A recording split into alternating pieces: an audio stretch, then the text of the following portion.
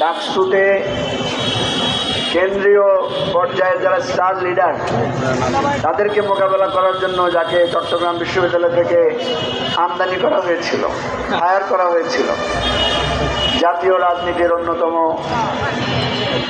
তারকা নেতা জনাব মাহমুদুর রহমান মান্না, আমার শ্রদ্ধেয় বড় ভাই জাসদের সাধারণ সম্পাদক শহীদুদ্দিন মাহমুদ চৌধুরী স্বপন, আমার বন্ধু প্রফেসর শাহ আলম চট্টগ্রাম বিশ্ববিদ্যালয়ের শিক্ষক এবং সর্বস্তরের ভাই ও বোনেরা, আমরা সবাই খুবই মর্মাহত, বেদনাহত। আপনারা জানেন পুরো রাত আমরা অনেকেই ঘুমাতে পারি নাই। অনেকগুলো ভিডিও, অনেকগুলো ছবি দেখে, বিশ্ববিদ্যালয় প্রশাসনের অসহায়ত্ব দেখে আমরা যার পর নাই ব্যথিত হয়েছি। ব্যক্তিগতভাবে আমার পরিবারে আমি এবং আমার স্ত্রী, আমরা দুজনেই চট্টগ্রাম বিশ্ববিদ্যালয়ের ছাত্র। রাত 12টায় আমি যখন বাসায় এসে পৌঁছাই, একটা টেলিভিশন টক শো ছিল, সেখান থেকে আমার স্ত্রী অত্যন্ত বিমর্ষ অবস্থায় আমাকে অনেকগুলো তথ্য জানালেন। আমি আজকে কিছুক্ষণ আগে স্বরাষ্ট্র সচিবের সাথে দেখা করেছি। চট্টগ্রাম বিশ্ববিদ্যালয়ের সাবেক ছাত্র একজন উপদেষ্টার সাথে সাক্ষাৎ করেছি। ওনাদেরকে বলেছি যে চট্টগ্রাম বিশ্ববিদ্যালয়ের যেই ঘটনাটা ঘটেছে এর সবচেয়ে দুঃখজনক দিক হচ্ছে বিশ্ববিদ্যালয় প্রশাসনের আহ্বান সত্ত্বেও আইন শৃঙ্খলা রক্ষাকারী বাহিনীর নির্লিপ্ততা। আপনারা দেখেছেন বিশ্ববিদ্যালয়ের প্রভিসি, বিশ্ববিদ্যালয়ের প্রক্টর আহাজারি করে বলেছেন ওনারা বারবার সাহায্য চেয়েছেন, কিন্তু প্রশাসনের পক্ষ থেকে সাহায্য পান নাই। চট্টগ্রাম বিশ্ববিদ্যালয় যেহেতু একটা শহর থেকে দূরে একটা গ্রামের মধ্যে, রাজশাহী বিশ্ববিদ্যালয় শহরতলিতে, জাহাঙ্গীরনগর বিশ্ববিদ্যালয় একটা গ্রামাঞ্চলে, এই সমস্ত বিশ্ববিদ্যালয়গুলোতে স্থানীয় লোকালয়ের সাথে একটা ঝামেলা আমরা সবসময় দেখি। এটা হয়। এই বিশ্ববিদ্যালয়গুলো প্রতিষ্ঠার ক্ষেত্রে স্থানীয় জনগণের বিরাট অবদান আছে, কারণ তারা তাদের বাপদাদার ভিটা জমি এখানে অনেকে দান করেছেন এবং সেই কারণে বিশ্ববিদ্যালয়ের তৃতীয় এবং চতুর্থ শ্রেণীর চাকরির ক্ষেত্রে আমরা দেখেছি সবসময় স্থানীয়দেরকে প্রাধান্য দেওয়া হয় এবং জায়গা পাই নাই। এই ফতেপুর ইউনিয়ন এবং জোবরা গ্রামের বিরাট একটা অংশ আমাদের বিশ্ববিদ্যালয়ের বিভিন্ন পর্যায়ে তারা চাকরি করেন। ফলে স্থানীয় লোকদের সাথে ক্যাম্পাসের একটা সুদৃঢ় বন্ধন তৈরি হয়েছে। আমরা দেখেছি বিভিন্ন সময়ে স্থানীয় লোকেরা আমাদের কাছে নানা সমস্যা নিয়ে আসতো, আবার আমরা যখন তাদের কাছে যেতাম তারা আমাদেরকে যথেষ্ট আপ্যায়ন করত। কিন্তু কখনো কখনো অত্যন্ত বিচ্ছিন্ন ঘটনাকে কেন্দ্র করে বিশ্ববিদ্যালয় বহুবার রক্তাক্ত হয়েছে, বহুবার এই ধরনের ঘটনা ঘটেছে।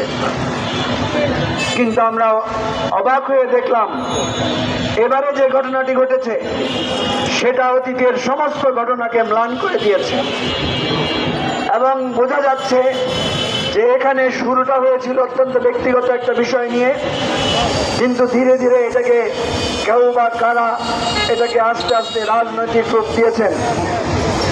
এমনকি আমার অসহায় বিশ্ববিদ্যালয়ের ছাত্ররা যারা কটেজে এবং ওই গ্রামেই থাকতেন, যাদের ঘর ভাড়া দিয়ে ওই গ্রামের লোকদেরই অনেকের জীবিকা নির্বাহ হয়, তাদেরকে তারা নির্মমভাবে আঘাত করেছেন, আহত করেছেন। এই সভ্য যুগে, এই 2025 সালে এসে অতীতের মতো এই আঞ্চলিক রাজনীতির, ঘৃণা ছড়ানোর রাজনীতির, নৃশংসতার রাজনীতি এখনো কেন আমাদেরকে দেখতে হচ্ছে, এটা আমাদের অত্যন্ত আফসোসের বিষয়। আমি অনুরোধ করব, ঢাকায় এখানে আমাদের চিটাং ইউনিভার্সিটি অ্যালামনাই আছেন, এখানে চিটাং ইউনিভার্সিটি ক্লাব আছেন। আমরা অনুরোধ করব, এখানে মান্না ভাই আছেন, উনি প্রায় সবগুলোরই উপদেষ্টা। আমাদের সকল অ্যালামনাইদের দ্রুত মিটিং ডাকা দরকার। বিশ্ববিদ্যালয় প্রশাসনের সাথে যোগাযোগ করে এই ব্যাপারে প্রয়োজনে প্রধান উপদেষ্টার সাথে কথা বলে চট্টগ্রাম বিশ্ববিদ্যালয়ে যে হিংসাত্মক পরিস্থিতি তৈরি হয়েছে এটা অবশ্যই দমন করতে হবে, বন্ধ করতে হবে, এটার একটা সমঝোতামূলক সমাধানে পৌঁছাতে হবে। কারণ আপনারা জানেন বিশ্ববিদ্যালয়ের দুটি প্রবেশদ্বার আছে, 1 নম্বর গেট এবং 2 নম্বর গেট। দুটো গেট এই গ্রামের মধ্য দিয়ে প্রবেশ করতে হয়। সুতরাং এই সন্ত্রাস এবং এই ধরনের যদি আঞ্চলিক জিজ্ঞাসা অব্যাহত থাকে তাহলে এটা আরো ভয়ানক পরিস্থিতির সৃষ্টি করতে পারে। 2 দিন পরে যখন বিশ্ববিদ্যালয় চালু হবে, বিশ্ববিদ্যালয়ের কর্মচারীরা এই জোবলা গ্রামের লোকেরা যখন ক্যাম্পাসে আসবে তখন কি পরিস্থিতি হবে? কারণ যেই ছাত্র আজকে মৃত্যুর সাথে পাঞ্জা লড়ছে, যে প্রক্টর আমার হলের ছোট ভাই তানভীর মোহাম্মদ হায়দার আরিফ, আমি জানি সে একজন অসুস্থ মানুষ। অসুস্থতা সত্ত্বেও সে ছাত্রদের পাশে দাঁড়িয়ে সেখানে সমাধান করতে গিয়েছিল, কিন্তু শিক্ষককে আহত করা হয়েছে। আমাদের আরেক ছোট ভাই বিশ্ববিদ্যালয়ের প্রভিসি ডক্টর কামাল, তার হাতে ফ্র্যাকচার আপনারা দেখেছেন। এই হাত ভাঙা নিয়ে সে এগিয়ে গিয়েছিল, মনে করেছিল যে গ্রামের লোকদেরকে শান্ত করতে পারবে, মাঝখানে গিয়ে দাঁড়িয়েছিল। তাকেও নৃশংসভাবে নির্মমভাবে তাকে আহত করা হয়েছে। বিশ্ববিদ্যালয়ের ইতিহাসে অতীতেও আমরা দেখেছি 2 জন শিক্ষককে নির্মমভাবে মদনহাটে পিটানো হয়েছিল। একজন শিক্ষক তো এমন ভাবে তাকে মারা হয়েছিল, দর্শন বিভাগের একজন শিক্ষক, তিনি অ্যাবনর্মাল হয়েছিলেন দীর্ঘদিন ধরে। প্রিয় ভাই বন্ধুগণ, সবচাইতে দুঃখের বিষয়, রাষ্ট্র কোনো আবেগ অনুভূতি মান অভিমানের জায়গা নয়। আমরা দেখলাম ঢাকার একটি ঘটনাকে কেন্দ্র করে চট্টগ্রাম বিশ্ববিদ্যালয়ের পরিস্থিতি নিয়ন্ত্রণের জন্য পুলিশ বা সেনাবাহিনী কেউ এগিয়ে যান নাই। আমি আজকে সচিবালয়ে গিয়ে শুনলাম তারা অভিমান করে বলেছেন, আমরা না গেলে দেখি আপনারা কিভাবে পরিস্থিতি সমাধান করেন। এটা কি কোনো রাষ্ট্রের দায়িত্বপ্রাপ্ত মানুষের কথা হতে পারে? এটা কোনোদিন একটা দায়িত্বপূর্ণ আচরণ হতে পারে? আমরা এই ধরনের কথা যারা বলেছেন, এই ধরনের আচরণ যারা করেছেন, তাদের বিবেকের কাছে প্রশ্ন রাখতে চাই। বিশ্ববিদ্যালয়ের ছাত্রদের আওয়াজের মুখে দাঁড়িয়ে আপনারা এই রাষ্ট্রের বেতনভুক্ত একজন দায়িত্ববান লোক হিসেবে অত্যন্ত অন্যায় এবং অবিচার করেছেন। মনে রাখবেন, এই অবিচার এবং অন্যায়ের কথা বিশ্ববিদ্যালয়ের ছাত্ররা কখনো ভুলে যাবে না, কখনো এটা হতে পারে না। আমরা জীবনে বহুবার পুলিশের বিরুদ্ধে মিছিল করেছি, পুলিশের বিরুদ্ধে স্লোগান দিয়েছি, পুলিশের সাথে সংঘর্ষ হয়েছে। এরপরও আমরা দেখেছি যখনই আইন শৃঙ্খলা ব্যাঘাত ঘটেছে, আমরা যখন পুলিশের সাহায্য চেয়েছি, পুলিশ আমাদের পাশে সাহায্যের হাত নিয়ে এগিয়ে এসেছে। প্রিয় ভাই বন্ধুগণ, পুলিশ এবং সেনাবাহিনীকে বলবো, আপনারা এই রাষ্ট্রের প্রতিনিধি।